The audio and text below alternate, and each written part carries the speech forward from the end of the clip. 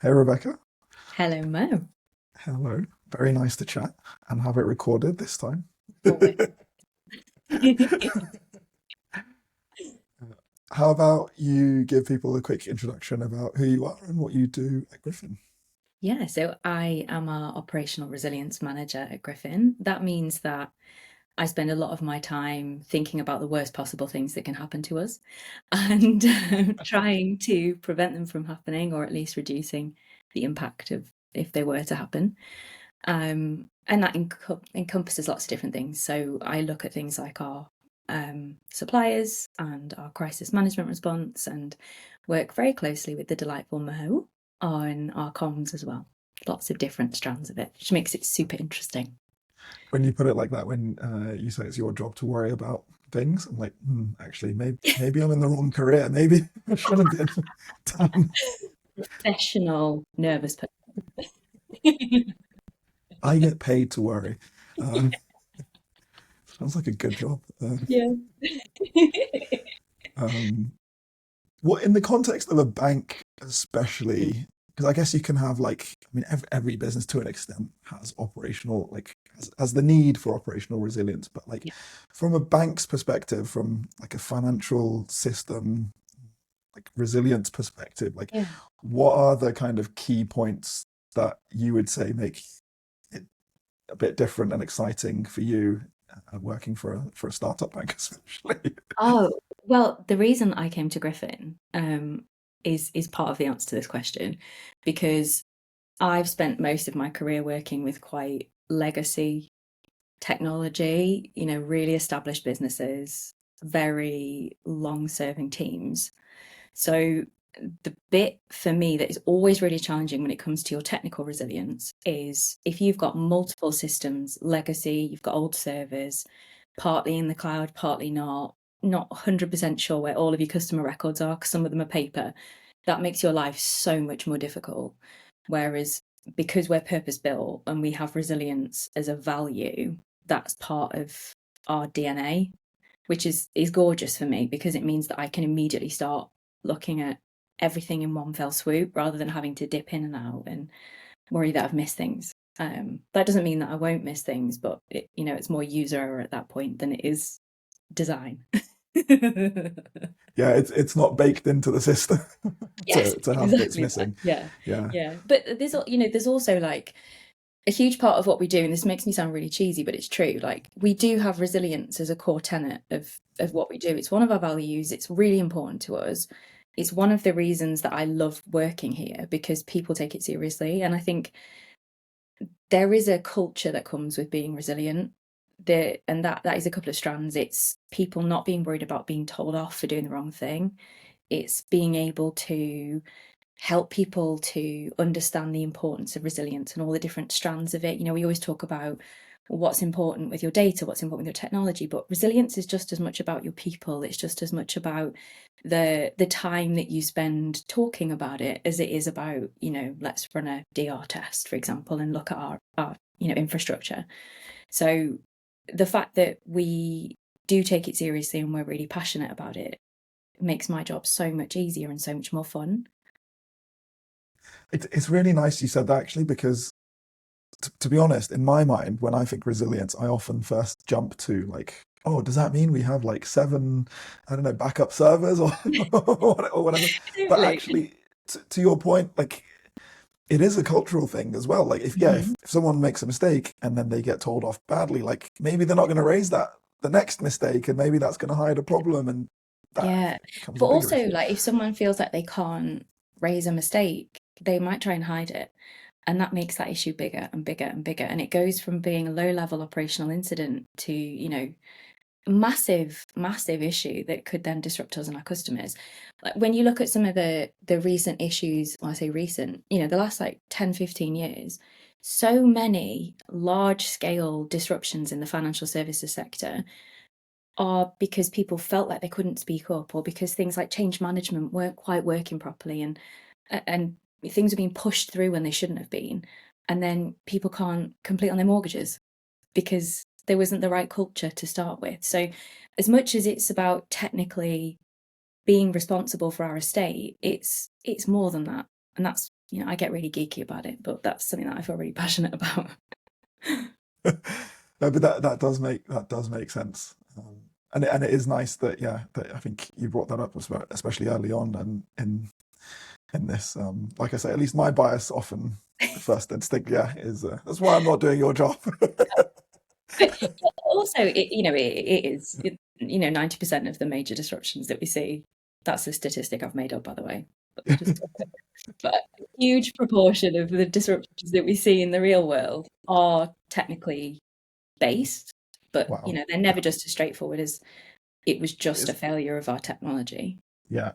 Yeah. Um, Fun question, Mm. which means it's never fun. You don't have to name it. Please don't name names, actually. Has there been an experience in your career of like a particularly exciting, we could say, or awful, we could also say, incident or something that's happened, that's kind of stuck with you, and that you kind of, it's been like a real lesson in your like operational resilience career? Yeah. So I can think of two. One is a bit more sort of tongue in cheek. So I joined Griffin in March this year, and before that, I've always been in consulting, which means I've worked with loads of different organisations in different capacities. And I was seconded to an organisation last year when there was a huge supplier failure, which was very global, and everyone knew about it. I hadn't been there very long, and uh, I was just on my phone really early in the morning in the gym and saw that the news was reporting on this issue. So me trying to be, operationally resilient, drive this sort of crisis response mindset, immediately logged onto my laptop thinking, probably won't have affected us, but I'll just check. So then I spent the next probably 12 hours in my gym clothes with my hair in a bun on the top of my head, talking to very senior global stakeholders, and unraveling how much of an issue this was. So talk about a way of impressing people when you look like an absolute mess. You look absolutely unhinged because you're red faced, sweaty, and you're like, "Are we affected?" So that was one of the things that always sticks with me, which is you never know how serious something is going to be. So at least look in the mirror before you join a call. Um, the more serious one that was quite important to me though was I don't know if the word fortunate is right, but I as part of the beginning of the pandemic was doing a lot of work for um, helping with some of the government response to it effectively, and the healthcare response to it. And Mm. that was genuinely one of the most rewarding things that I've ever been involved with. And seeing that as sort of launched my passion for resilience and crisis response, because actually seeing it in practice in a way that is more than just this hypothetical, there's numbers on a screen that go from here to here if we don't do the right thing, but actually if we don't do the right thing, this could have a real ramification for real people who I'm looking at right now. So that was a really impactful part of my life, not just professionally but personally, and kind of launched me into wanting to do this as a career for the rest of my life.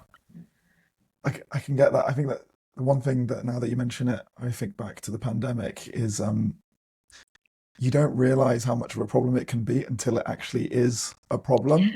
It was like, who would have guessed that, the world would shut down like that? Yeah, Um, 100%.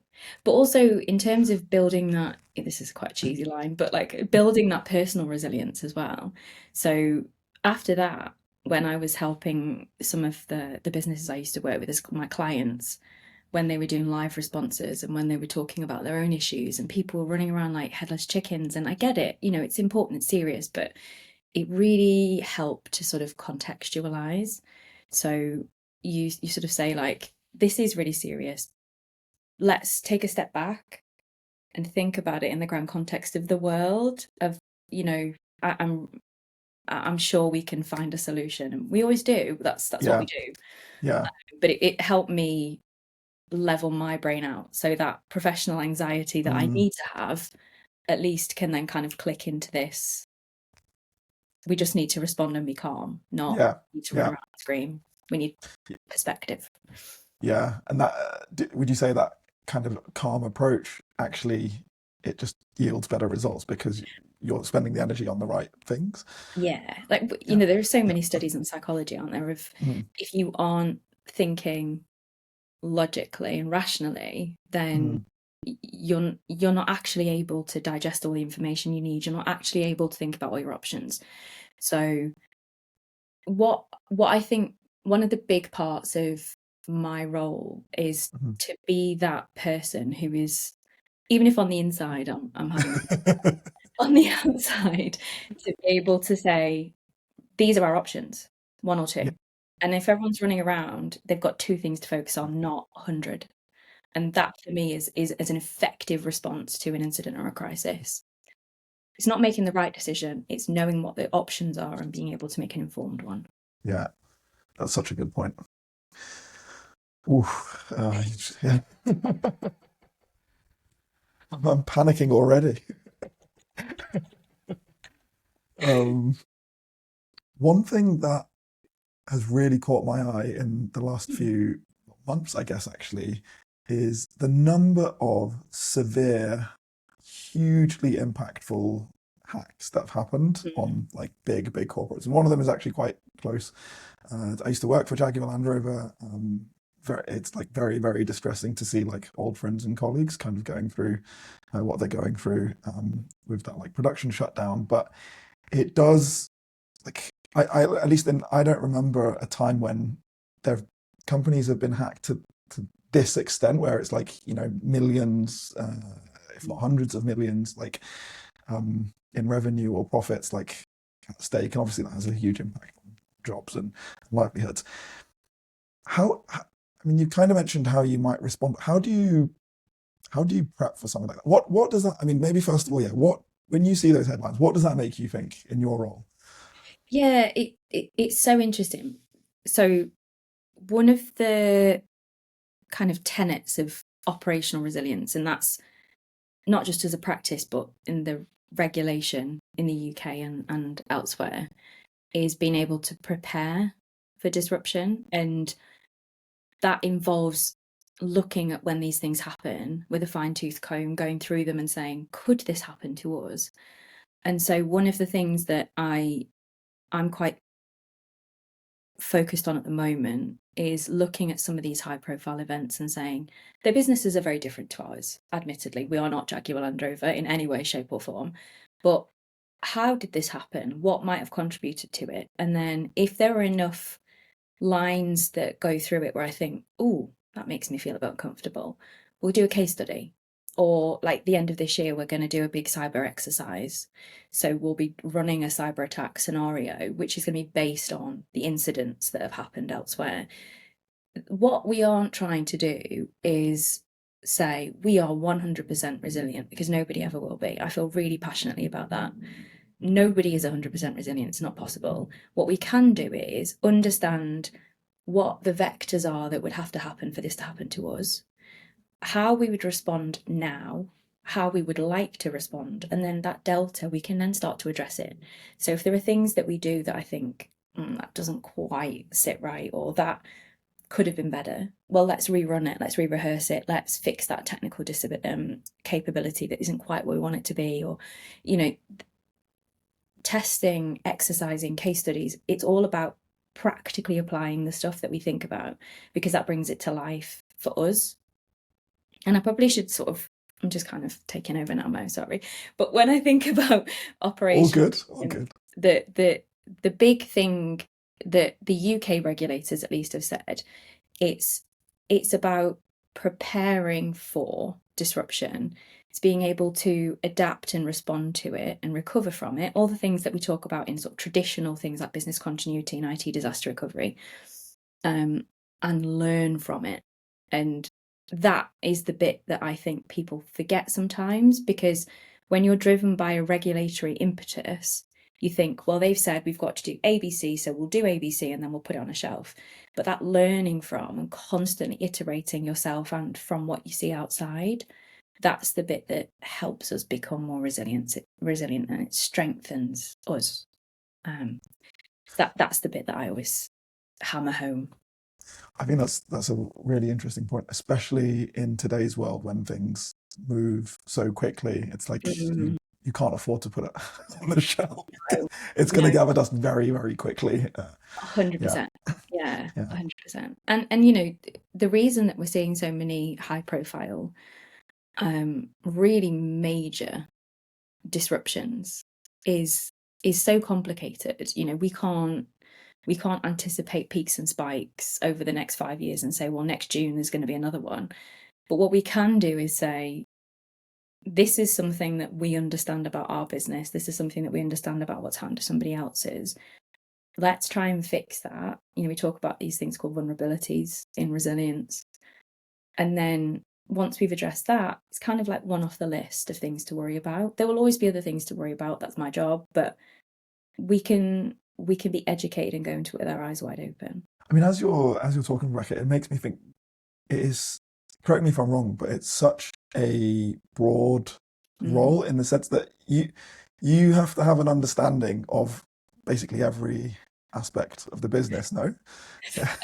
Well, I won't say every. It makes it interesting though, because it is Yeah. really varied. But we talk about these things called important business services. Okay. So they are the things that are the most important to us, because there is this recognition that, you know, disruption happens. I think it's really naive to say we're going to avoid being disrupted. Nobody can avoid being disrupted. There's too many ways that you can be disrupted. But if we understand what is the most important to us and to our customers, they are our important business services. They're the things that under all cases we have to protect. Now, for us, our important business services will be different to other businesses. There'll be some similarities, but that's why it's really important to understand what you deliver. When we understand what they are, you know, what the systems are that support them, the people, the facilities, all that good stuff, we are then able to go and, you know, apply extra due diligence to certain suppliers, or give extra support to teams to make sure they're cross-skilled, you know, to make sure that we've got enough resilience in all of the components that, you know, if all else fails, those handful of things that are most important will keep going. That's a very good description of. I think I have heard important business services before, but yeah, you just explained it very well. You are about to hear so much more. We're rolling out more training though. That's everybody's warning, Griffin. If Grifflings are listening, the training is coming. More Get ready. training is coming. There's an all hands next month. Never fear. You heard it here first. Absolutely. Like, follow, subscribe for the latest news on Griffin Uncut. Yeah, Yeah, we'll do a resilience offshoot, which is just me cool. Yeah, talking to myself. I'll listen. Now, it can't be a podcast. We This is almost a tradition now of Griffin Uncut. If I don't ask about how AI is impacting your job. Yeah, love it. Was waiting for it. But So this is something that I am kind of wrestling with at the minute. So in my previous life in consulting, we were starting to delve into the idea of using generative AI to help with scripting of scenario tests. So when we run our exercises, you could use that to help formulate the, you know, the injects, the issues that would be coming up, and you know, driving the way that we facilitate a session. I think there's probably a long way to go in a lot of that, unless you want to spend lots and lots of money. But in my job now, the way that I am seeing AI, the way that I would like to see AI help me most, is actually around a really specific thing, which is supplier due diligence and supplier management. Because there are only an infinite number, there are not an infinite number of hours in the day.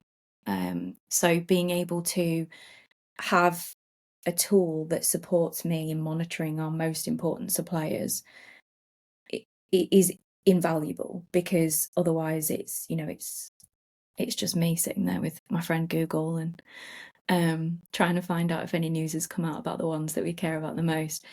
that's one of the ways anyway. Again, still a long way to go in getting it quite where I want it in my head, but Yeah. that's where I want to get it. Yeah. But a lot of it I'm just figuring out, to be honest, Mo. I think Yeah. there Yeah. are so many case studies for how we can use AI and how amazing it's going to be. But you know, I think we're still exploring it. One of the things Yeah. that I've always been so passionate about, and I love the idea of, and I think AI can help, is this concept of a digital twin, Okay. which is effectively where you build a model of your Right. core operations, and then Yeah. you break stuff. Oh, okay, okay. It kind of gives you like a test environment where you Yeah, can, yeah, really but push you things. can, yeah, I've seen it done before, but only in kind of really specific scenarios, because if you're actually building models, it's time consuming and it's hard. Yeah.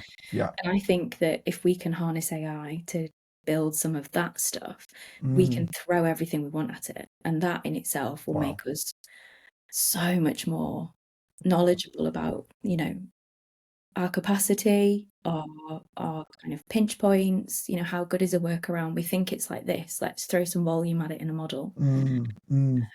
that kind of That's a stuff. good startup idea. Goodness me, you're giving it I all know, away. I know. Quick, trademark it. Make me a millionaire, please. But then I wouldn't be a professional warrior. I'd just be doing it at home on my own. Not as fun. Not as fun. Yeah. No. But on a serious note, that is I mean, yeah, I can understand why that is why that would be so valuable, especially with I mean the way you could potentially like run different scenarios like so quickly. Yeah. It, yeah. Yeah. Okay. Wow. Yeah. Really So, cool. And like when you see them in action, digital twins are yeah. amazing. They use them in Formula One. So I wouldn't Mm. expect that ours would be quite so but yeah, IBM did a load of work on these last sort of 10 years or so, and they're really impressive, but they're really time consuming, they're hard to build. I think if we've got something like our own little engine in the background, that would be helpful. That's my Christmas list. Please, can I have somebody to help me? You got to write the letter, and it might Yeah, be I will. might come. I will. Do you worry about the way people like me use AI internally, or just Yes. I'm picking on myself, but just generally, generally at Griffin, do you worry that like we might do things that we don't even know are risky or create problems? Yeah, I think it's the sort of double-edged sword, isn't it, of people Mm. who always want to do something great and cool. And, Yeah, we've got loads of good ideas, and I think you have to have the right parameters around them and a kind yeah, of understanding of risk management. And I think one of the ways that we are really focusing on AI at the minute is our kind of guardrails and our usage policy. So what can we and can't we use AI for? And that's yeah. something that a few of us are really pushing forward. In my other hat, I am our DPO. Um, Mm. The so data protection officer. data Yeah, protection officer, yeah, yeah. indeed. Hmm. So I think about data resilience from an op-res perspective, but the way that we protect our customers, our Yeah. Griffins, and their data is really important. And Hmm. a huge amount of that, I think, is about how we govern the use of AI, Yeah, um, yeah. particularly when we come to things like the searches that we all run just casually without thinking. We use it now so just it's everywhere, isn't it? And Yeah, I yeah, think that's why we're really hot on our guardrails. If these are the things yeah. you can use it for, you can't. These are the AI assistants and the tools that you can use. These ones you can't. Yeah. It means that sometimes I sound like the Grinch, but you have to have. I'm quite happy to be bad cop and come in and say, "Oh, thank you, not that one, but you Yeah. can do." It." But again, like I feel like I'm such a broken record, Mo, but so much of it is culture. So I think Yeah. if we educate everyone on why it's important and why it isn't just me having a bad day and saying you can't do that, Yeah. then we're less likely to have those little accidents. And then when we Okay. do have, if we have those little accidents, people feel like they can speak about it and we can do Yeah. something quickly before Yeah. it becomes an issue. Yeah. That's such a good point. That's such a good It point. I all mean, comes yeah, back to culture. yeah. Everything. It's so true. So true. Rebecca, this has been really, really interesting. Good. Thank you so much for taking time out of your day to indulge in this conversation. No I problem. hope, yeah, I think people, it's not necessarily an often like spoken about subject, but I think it should be, and especially as a bank and a financial institution, like it is so, so important. As you Yeah, say to us, like it's in our culture. Like we really do care about making sure we look after people's we money. do. Yeah, yeah, we It's a do. huge privilege to be able to do that, and obviously your role is a big part of that. So yeah, Yeah, thank you so as is much. yours with all of your amazing comms insights. Oh, Like that's very that's kind. part of how we mitigate impact, right? Yeah, We couldn't do it without you, Mo. that's very kind. That's very kind. I am looking forward to the training next month, and I'm very much looking forward to the exercise at the end of the year. Bring it on. I'm excited. Yeah. This is the bit I didn't tell you. You have to be a little bit Oh. of a masochist to do what I do. I That was the want, best bit right at the end. yeah, best bit. Just want Maybe to we can. make everyone uncomfortable just briefly so that we can make things better. What a note to leave it on. This is Oh lovely. man. Thank you, Mo. Thank you so much, Rebecca. Thank you. Catch you later.